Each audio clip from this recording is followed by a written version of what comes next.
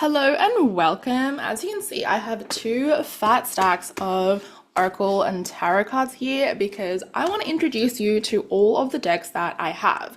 I have more over here as well.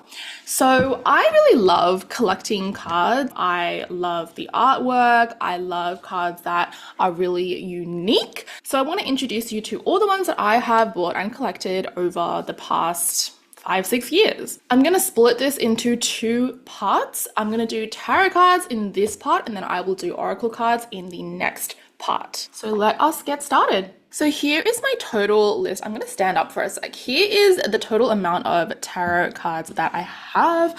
Obviously my oracle cards are a lot more, but I reckon this is already quite a lot. So I'm going to start with the OG, the Rider-Waite Tarot deck. This is like the most used tarot deck out there, I reckon. Personally, for me, I actually do not use this deck as much because I'll show you another deck in a sec, which is the one that I actually use the most often.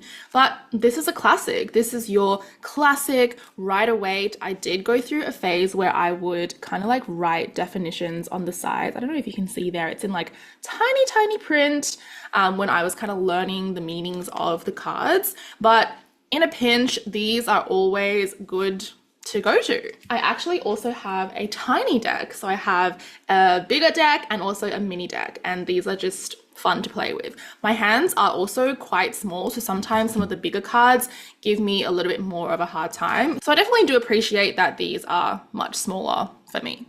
I've had friends who are interested in tarot and learning tarot, and I always get them to start with the Rider-Waite because if you do not know this deck, it is really hard to just jump into another deck where the illustration might be a little bit different. Like this is a really good standard to learn from. So this deck, pretty straightforward, the classic Rider-Waite. This next deck is my most used deck. This is my everyday deck, and it is the Modern Witch Tarot. In fact, the cards are not even in this box. I have them in a separate pouch because I just use them so often, and this pouch is much easier to access than this box. But the design of the box is pretty cool. It just slides out like that, and then you've got the cards and the guidebook in there.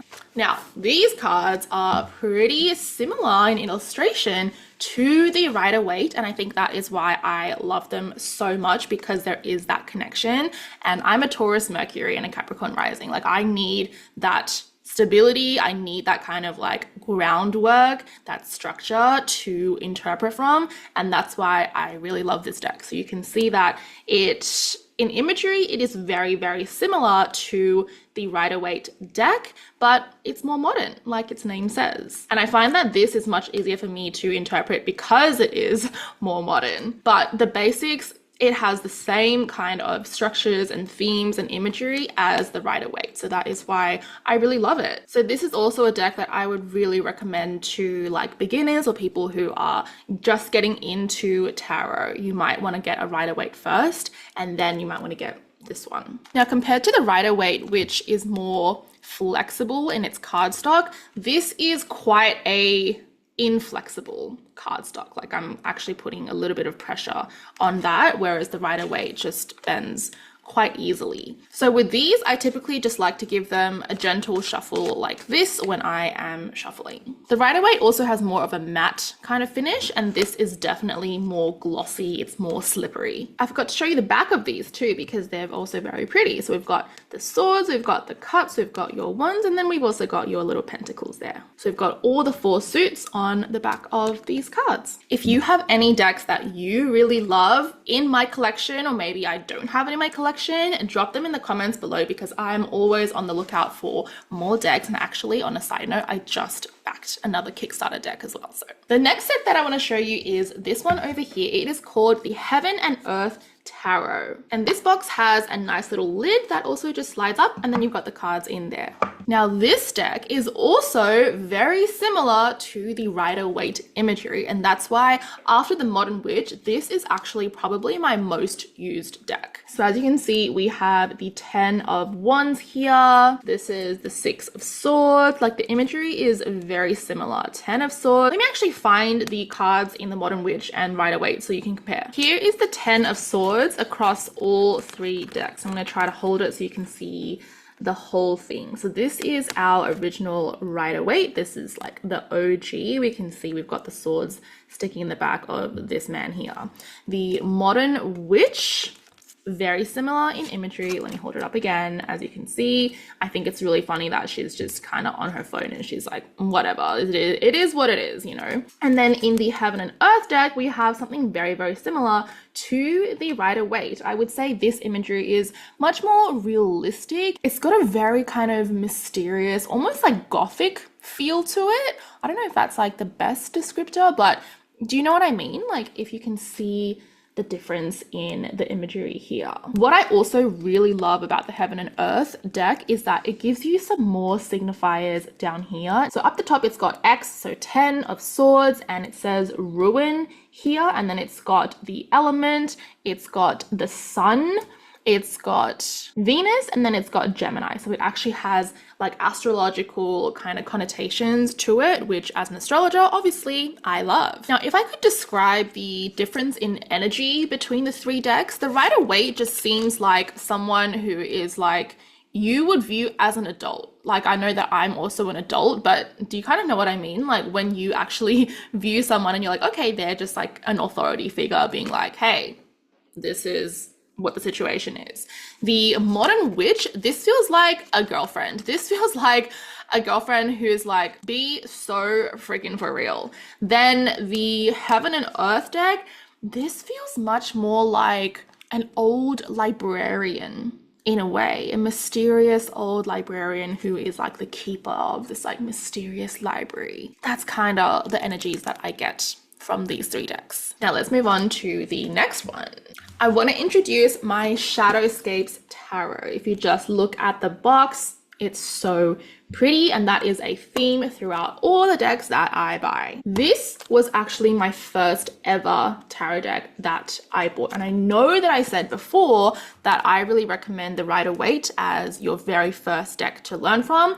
I did not know that, so I just went with the deck that I thought looked really, really pretty, and it happened to be this one. So this is one of those like magnetic clasp boxes that opens up, and look how pretty that is. You can see why I got it, right? We have a guidebook in here, and then let me show you the cards.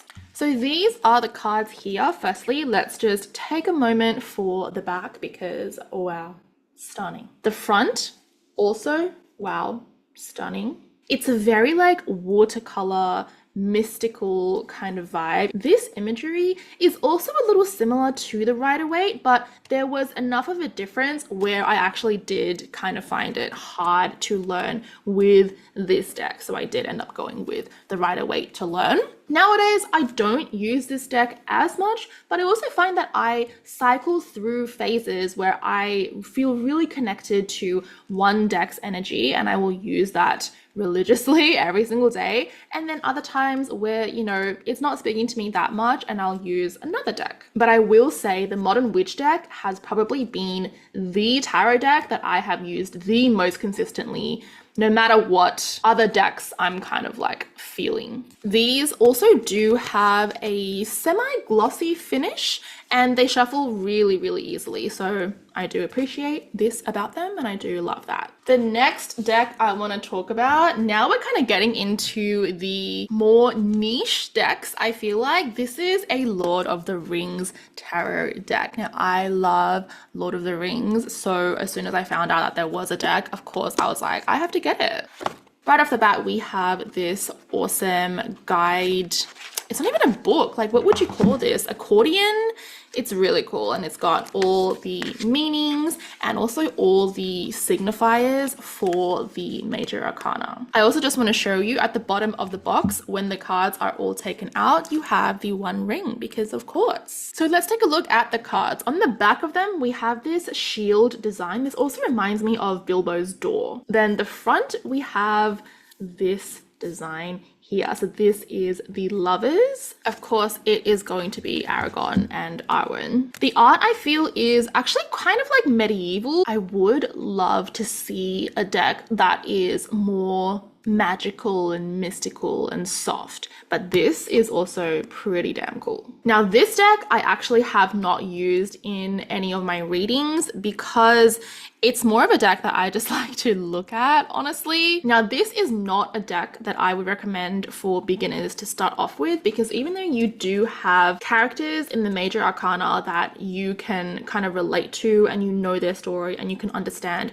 what the card is about, when it comes to the suits, so our pentacles, wands, cups, and what I'm missing, swords, we actually don't get characters or scenes. We just get how many of the suit we are talking about. So for example, this is the 6 of wands or the 6 of staffs. As you can see, we just have 6 wizard staffs. So if you don't understand the significations of what the 6 of wands is, it's really hard to just interpret from this. Because as you can see, it is very different from the Rider-Waite imagery. Now let me just check, because I believe for the page, knight, king, and queen, we do get characters and scenes. Yes, so this is an example. This is the page of wands, and this is actually Merry that is depicted with his sword, his spear, and a shield, probably of Rohan, I would assume. Also, if there are any decks where you would like me to go through all of the cards and kind of read out what each of them signify, let me know in the comments too. In terms of cardstock, this is quite a stiff card. It's definitely not as flexible as the Rider-Waite or as thin as it, but I think that it gives it a really good weight and texture to kind of touch and handle. Next up, we have a deck that I actually backed on Kickstarter. This is the Literary Tarot deck, and you can probably guess what this is all about just from the name. I will say this box is really cool because if you turn it to the side, it looks like a little trunk or like a little secret box, and below it's even got like where the clasp or the closing is, it looks like there's a ribbon hanging out of it, which I think is really cute. I'm always a big fan of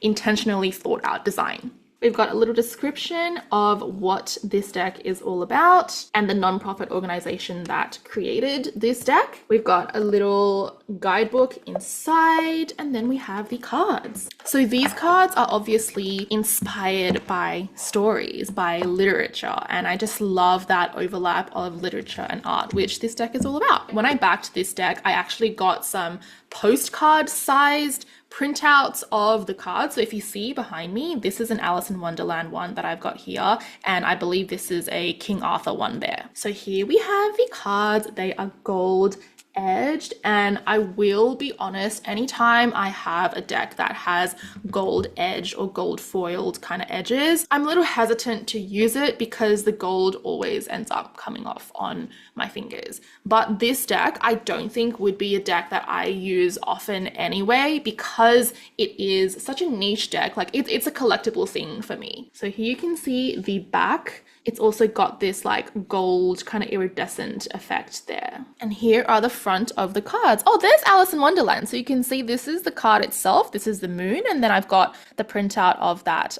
sticking on my shelf over there too. So each one of these cards is inspired by a different literature story or literary characters in said stories, which I think is pretty neat. And they've also changed up their suits. Instead of wands, they use ink. So in the book, it says that this suit corresponds with passion, willpower, and inspiration.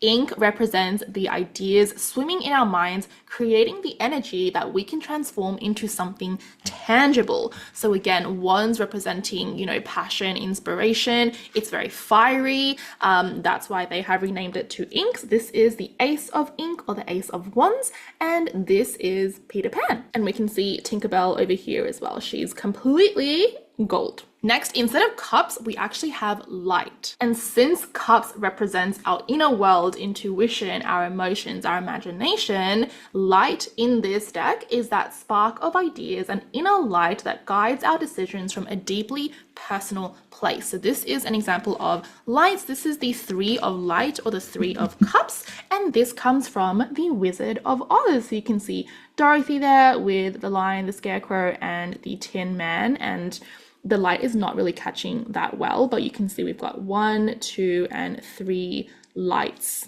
there. Next, instead of swords, we have quills. So swords represent how you pass the world using logic, conflict, and communication. In this deck, quills embody how we communicate, the physical object needed to take your ideas and commit it to the page, either to inspire peace or war. So here is an example of the quills suit. This is the Ace of Quills, and this is the Adventures of Sherlock Holmes. As a fun fact, I actually did my bachelor's degree on creative writing, so when I saw this deck on Kickstarter, I was like, I have to get it. Finally, instead of pentacles, we have parchment. So pentacles corresponds with material things, health and wealth.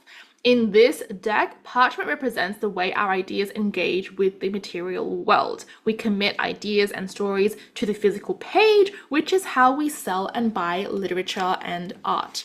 So here is an example. This is the page of parchment, and this is Romeo and Juliet. So you can see Romeo under her balcony, Juliet's like, Romeo, Romeo, wherefore art thou, Romeo? You know, classic Shakespeare. I believe we've also got Macbeth in this deck, or it might not be Macbeth himself, but it might be Lady Macbeth. But I was just honestly so excited about this deck. Also, before I put this deck away, shout out to Sun Wukong, who is the magician. We gotta love our cultural ancestral stories, and I think this depiction of him is so accurate because Sun Wukong is very mischievous. So this is definitely one of my favorite decks, but because it does also have a bit of a matte finish, I am also just very aware that all the oil on my hand is going to transfer, and so this is more of a deck that I like to just flip through on my own time or use very lightly and gently. Next up, we have this tiny deck, and this was actually gifted to me by my psychic. I actually have not used this deck, even though it is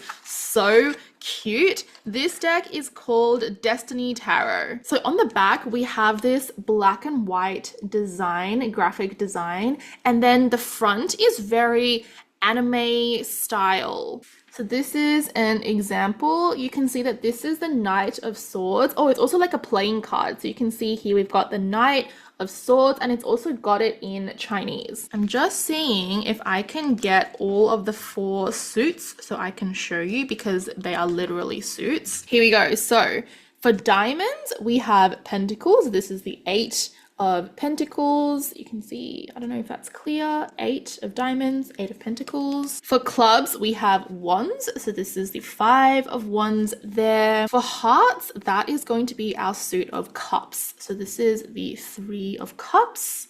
And like we just looked at, spades are swords. So we have our Knight of Swords, our Knight of Spades again. And in terms of a travel deck, this is tiny. Like, this is so good to travel with. We have 2 decks left, and I'm just checking to see if I have missed any. Nope, we've got our last 2 decks. Now, I want to save the best for last, so we're going to go in with this deck, not saying that all the decks before are not good decks, but this one is just my favorite. Now, this deck here, this is called the Classic of Mountains and Seas, and I backed this on Kickstarter. This is a traditional Chinese-inspired deck. So as we can see, we have gold edge again. The backs of these are so cool. We have a dragon. Oh, my ring light is kind of not doing it justice, but it's gorgeous. And on the front, we have deities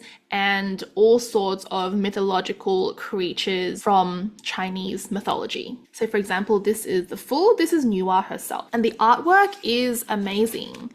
Like, look at the detail on that. I don't think my camera is picking up all the kind of intricacies of it, but I'm pretty sure that's Chang'e. Like, It's stunning. When we get past the major arcana, we also have things like creatures from Chinese mythology. We've got dragons in here. We've also got mythical, magical instruments and objects. And I do believe we also have places. Yes, we do. We have places in Chinese mythology. I actually have another Chinese mythology inspired deck, but it is an oracle deck, so I will be showing you that in part 2.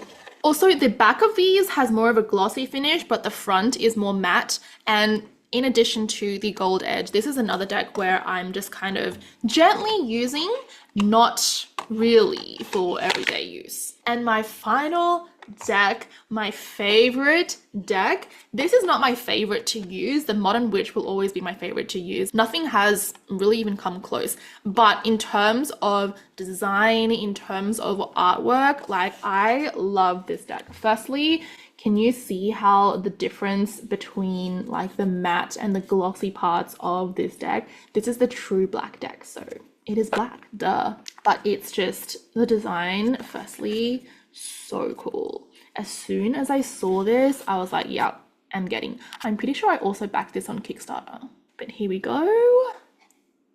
Yeah. These cards, as you would assume, are all black. They are black edged on the back. They have the same black glossy versus matte kind of design. The cardstock is thick, it's nice, it's matte as well, which is why I don't use these every day. I want to keep them as pretty and pristine as I can. But the front, the artwork, the design, check her out. Isn't this just stunning? We're just going to take a moment to just flip through some of these because this is a deck that I can talk about for ages and ages and ages. The camera really is not doing this justice. Like, can you also see how there's some like glossy things, iridescent things there? The imagery is just so ethereal, and with the black backgrounds, they literally look like they are just like appearing. Do you know what I mean? Like, you get it, right? It's such a mystical kind of feeling, and I love the gold accents in it. It really is just, it's a stunning deck. It is so sleek. It feels so luxurious. And I don't mean sleek in a texture because this is a matte texture again, but I mean just the design and the feel, you know, it's a luxurious deck. And what I really love about these cards is that in each of the major arcana cards, they have additional artwork hidden in there. So for example, this is the High Priestess, and do you see how behind her there's this kind of like glossy iridescent artwork here? So this is actually a topographic map of the Mariana Trench, which is the deepest point on the Earth's surface. So it is one of the most hidden and difficult to access places on Earth. But in spite of that, there is so much potential knowledge there and unexplored species there, which I think is just such a thoughtful thing to add to the meaning of the High Priestess. So again, if you want me to go over all the major arcana in this and give you all the kind of additional secret artwork in there, I am more than happy to do so. So that is the end of part 1. Those are all of my tarot decks that I own. I'll see you in part 2 where we are going to go through all of my oracle decks, and it's going to be much longer because I have a lot more oracle decks.